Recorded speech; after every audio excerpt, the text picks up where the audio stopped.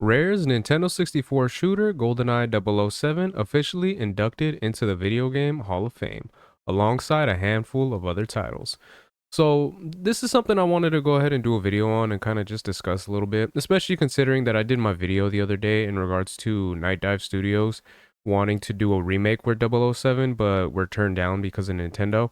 So I feel like it kind of, it's a little bit hand in hand and kind of just being able to discuss it. But yeah, man, the fact that this is going to be in the Hall of Fame for video games, I think is something that's really cool.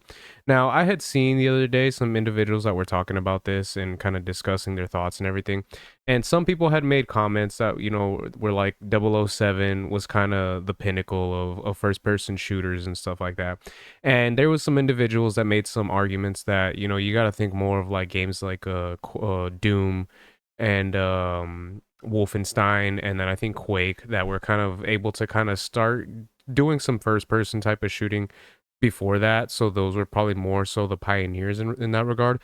Me personally, I agree with that, but I will say that I think first person shooters as a multiplayer style was really, done because of GoldenEye 007, because when they had the player versus player where you can, do the battles against your friends and everything like that, I feel like that really gave what was going to be the future for first person shooters when you think of games like Call of Duty and stuff like that where you're playing online with other people. So in that regard, yes, as far as it being just a regular first person shooter that kind of started it all, not necessarily, but like I said, when it comes down to kind of the multiplayer aspect of it, I feel like that was definitely one of the pioneers. So I thought that was actually pretty cool that this was going to be happening, and then we'll go over some of the article we got right here, so just check it out. So, well, the results are in, and after missing out in 2023, Rare's iconic first person shooter, GoldenEye 007, has finally been inducted into the World's Video Game Hall of Fame. The other titles inducted this year included Defender, Quake, and Tamagotchi. The Strong's World Video Games Hall of Fame recognizes individual electronic games of all types: arcade, console, computer, handheld, and mobile, that have enjoyed popularity over a sustained period and have exerted influence in the video game industry or on popular culture and society in general. And yeah, that is one of the cool things that, you know what I mean, that they are doing something like this so that we kind of can see some of the video games that have had such an impact on individuals and everything like that over the years, which is really cool in my opinion, being able to kind of go back and see what those games were, that actually, kind of brought video games to where it is today. So I think that's awesome that they're able to do that. So every year, the Strong Museum announced its World Video Game Hall of Fame finalists, and for 2025, and after missing out in 2023, Rare's iconic Nintendo 64 first-person shooter GoldenEye 007 is back. It's up against some tough competition, including the following list of games: Age of Empires, Angry Birds, Call of Duty 4 Modern Warfare, Defender, Frogger, Golden Tree, Harvest Moon, Mattel Football, NBA 2K, Quake, and Tamagotchi. So, yeah, like I said, really, in my opinion, 007 was able to kind of make Call of Duty.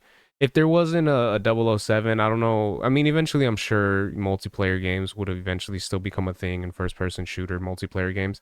But I feel like GoldenEye was able to kind of really show what that could be like and be able to do it in a way that players had a lot of fun, so that they can be like, you know what, being able to actually go up against other players and everything like that online is something that could be looked at, and something that can kind of happen to the point where it did with Call of Duty and games in that regard. So I think that's pretty cool.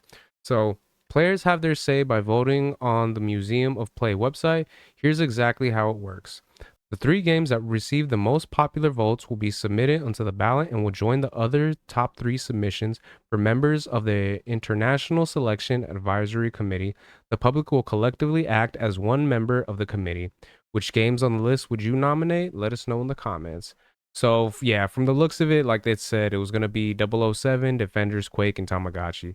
So that is pretty cool. Obviously, these other games, it is a little bit weird that they kind of have it to a vote where, you know what I mean, they have to pick out of those ones which ones it is, especially considering the fact that, like they said, that GoldenEye was kind of, it missed out in 2023, but it was able to actually get it 2 years later. So what that pretty much means is that more than likely some of these games that were on the list that weren't able to make it will probably end up being put onto the Hall of Fame list later on down the line. But yeah, for me, I feel like the pick was pretty good. When it comes down to other games, like I say, like Age of Empires, I feel like Age of Empires 2 probably has a bigger impact than the first one.